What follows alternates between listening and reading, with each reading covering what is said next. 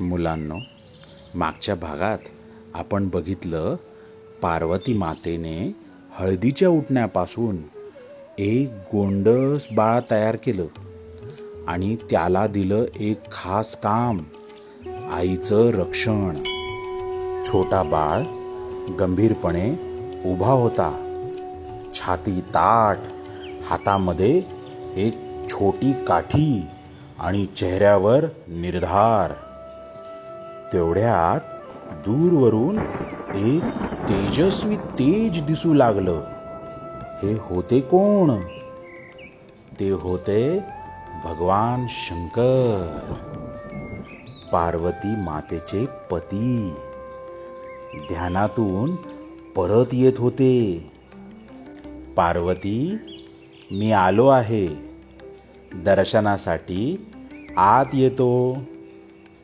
थांबा, आई आत आहे, कोणीही आत जाऊ शकत नाही. कोणीही?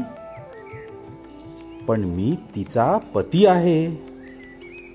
माझी आई आत आहे आणि तिच्या आज्ञेने मी पहारेकरी आहे.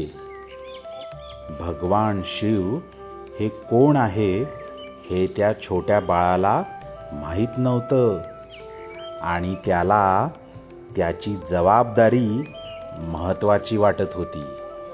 शिव अनेकदा सांगतात की ते पार्वतींचे पती आहेत, पण बाळ एक पाऊलही मागे हटत नाही. पुढे काय झालं? शिवाने काय केलं? बाळाचं काय झालं?